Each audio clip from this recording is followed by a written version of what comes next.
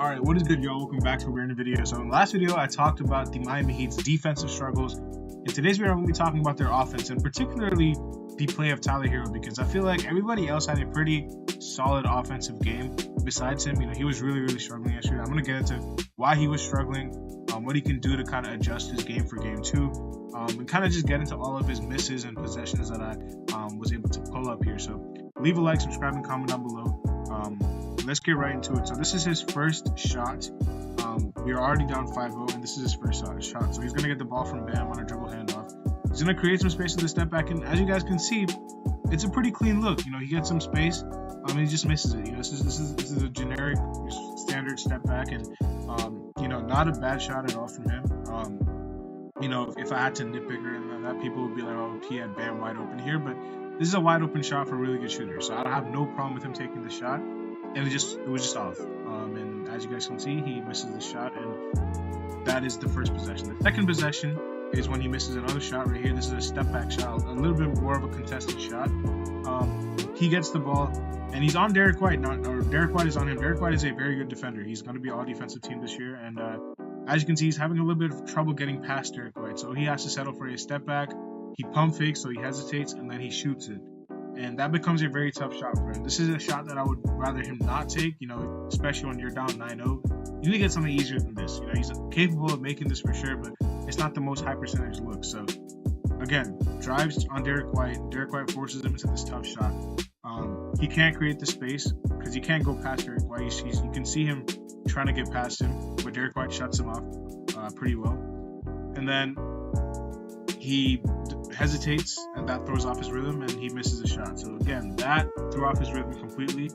And you guys can see this is another one that he's gonna miss. That is, I believe this is also a tough miss. So let's go to this and see. Yep, see now this is probably one of the toughest shots he's gonna take all night. You know, it's a very tough contested shot. Not in rhythm. You know, he's stopping on a dime.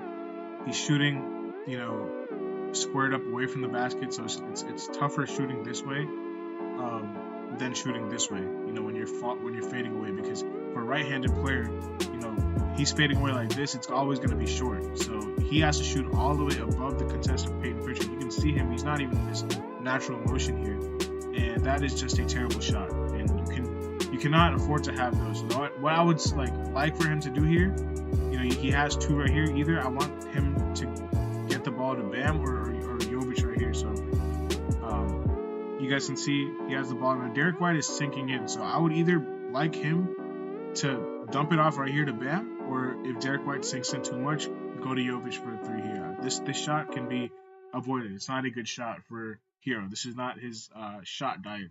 In the previous play, I don't really get to what I would have liked to see him do here, but we're gonna look at it right now.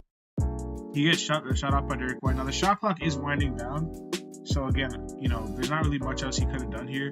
But if you guys want to see, Caleb Martin is right here, you know, sprinting. He's wide open. Caleb Martin is wide open, and I'm so sorry. I don't know why this keeps, you know, exiting the full screen mode. But yeah, Caleb Martin, basically, he's right here. So if Herro would have spotted him, there's still 2 seconds left, and this is a wide open three for Caleb Martin. So that is what it is. And yep, he misses the shot. Wide open Caleb Martin. And if he wanted to take the shot, he shouldn't have hesitated. He shouldn't have pump faked. He should have just took it. And that kind of threw off his confidence. So in this play, I would have liked to see him pass it to Caleb. He kind of wasn't looking at him, so he didn't know, I guess, that he was open. But if you see it right here, Caleb is moving around. Drew is, you know, trying to occupy Bam and kind of prevent the, you know, pocket pass a little bit. Him and Porzingis are trying to make sure that they cut off the pocket pass to Bam. So either you see Jaime with the cut right here. It's very tough to throw the pass here because Porzingis is here. So Caleb is the option. He's the guy to throw it to, and Herro should have had his head up and recognized that instead of taking this tough shot. And over here, as we saw, Jovic or Bam. I mean, anything besides this. This is a terrible shot. This is way worse than this one before. It's just off balance. You know, weight distribution is off. He's shooting over a defender. It's just not a good shot. So that is those three are the first misses. Now this is his first make, and this is what I like. He puts his not head down, but he kind of just goes decisively, and he sees that nobody is there. Al Horford is in the game, and Porzingis is occupied by Jovic. He's being stretched out by Jovic, so Porzingis cannot help down here because Jovic is a three-point shooter. So Jovic sets the screen, and Porzingis has to attend to the fact that Jovic can stretch the floor, so he can't really go, deep in the paint. Al Horford has to atone for Bam, so he's trying to take away the lob, and then Herro recognizes that and has a straight line drive. That is a very clean attack, a good layup, a move that I would like to see him make even more. I want him to be decisive. I don't want him to hesitate. I feel like a lot of his previous shots were like a lot of hesitancy, and he wasn't really playing his game. He wasn't keeping it simple. And I think it might be a little bit of jitters. I'm not really sure why, but he just has to play his game. He just has to make sure that he's playing decisive and playing his game. This one right here, it's a three in transition. Bam has the ball. He dribble hands off Herro. This is a shot that he's used to making. But 22 seconds left on the shot clock. You would like to see the Heat take their time with this, action here. Not saying this is a bad shot, but I feel like you could have gotten something a little bit more clean and open with still 18 seconds on the shot clock as he releases this ball. It ends up becoming an offensive rebound, I think, because Caleb gets the ball from Jovic, just saving it. But that one right there, I would have liked to see the Heat kind of take their time with it. But it's not a bad shot from Herro. Next one right here is a screen from Bam. This is when he kind of puts his head down into two players and turns it over. Yeah, this was a bad turnover. Really, really bad turnover because, we all know Herro's ball handling is not really his strong suit. And Drew is pressuring him. Drew's an excellent defender. Bam is trying to set the screen, but I think Herro rejects it. So Bam, goes here. I would like to see Bam kind of come down here to the paint so he can kind of post up Tatum. But again, there's only 4 seconds on the clock. I'm not really sure what happened for the majority of this possession. So when Herro starts out with the ball, there's only 7 seconds left. So I get he's trying to make something happen, but this is just kind of crazy. Like, he can see Tatum coming. Either throw it to Bam or just do something other than driving the two players. You know what I'm saying? So see, Tatum is reaching in. Herro it doesn't even know that he's coming, and it's just a bad turnover. It's a really bad turnover. But I think it's also stems from the fact that they only had 7 seconds on the clock, so it's not entirely on him, but he does take majority of the blame there. This was, I believe, a wide open shot that he missed in transition. I think I remember this play. Yeah, Hawkins pushes the ball, finds a wide open here. I mean, this is a clean look. I mean, I don't really think he could have done much else besides shoot this one. It was just off, and that kind of was the, summing up his night. He'd only made one shot. He missed all of his jump shots. He had not made one pull-up jump shot or a three or even a mid-range shot. His only basket was a driving layup, and he just was not in rhythm. But this is a good shot. It's just he just has to knock these down, man. A lot of these shots that he missed were okay looks, but this one was a very good look. And this is a shot that you want him to make so he gets in the rhythm, but maybe he'll make that next game. We'll see. This one was, I believe, his first three that he made. Good, clean look in rhythm. You can see he took his time with this one, set his feet, and he made the shot. But even when he makes it, man, when Herro makes a shot, you can kind of tell when he's feeling it and when he's not. When he makes a shot, when he's feeling it, he kind of runs with a pep in his step. Over there, he was still kind of unsure of himself. Even if after he made the shot, look at him. Look at his body language. He makes the shot, right? Cool. He kind of pauses. He's like thinking to himself, like he's not hot. He's not in a rhythm. He's kind of still in his own head, and that's what I mean. A lot of the game is mental.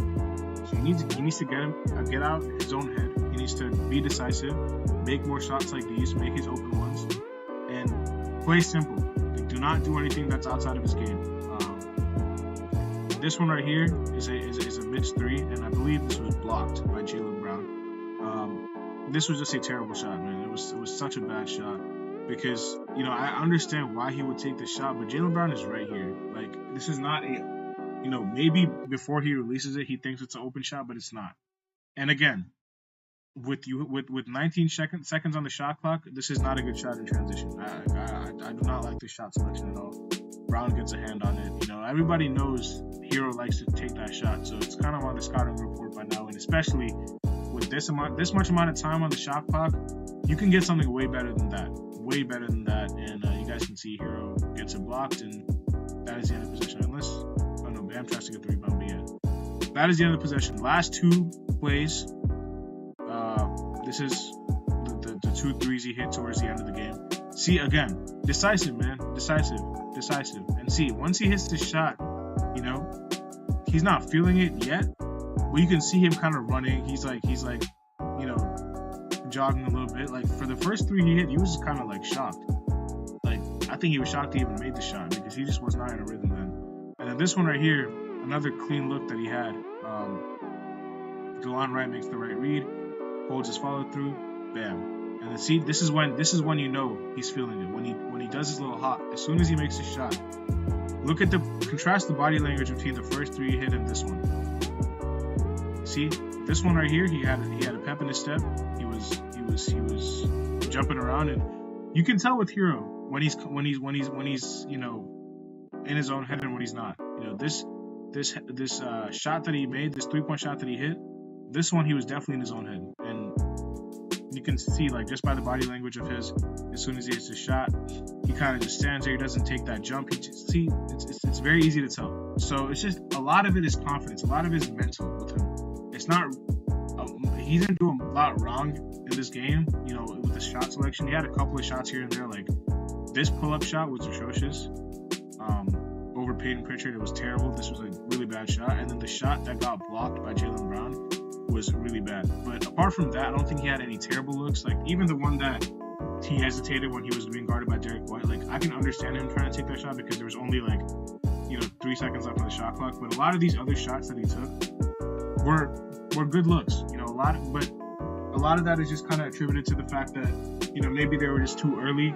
Like the one that he shot over Drew Holiday, he shot that with 19 seconds on the shot clock. He shot this one right here against Jaylen Brown with 19 seconds on the shot clock. So he has to be more decisive. He has to kind of just believe in his abilities. He just has to keep it simple, not do anything complicated, and that's when he will find the best Herro. He's overthinking it because he's seeing a lot of good defenders on him. So because of that, it's kind of hard for him to get into a rhythm. But we need him this series, and if the Heat have any chance of winning this series, they need Herro to be decisive, confident, aggressive, and to have that same swag that he's had since he's been in the league. Like this right here, when he hits that shot, and when he's you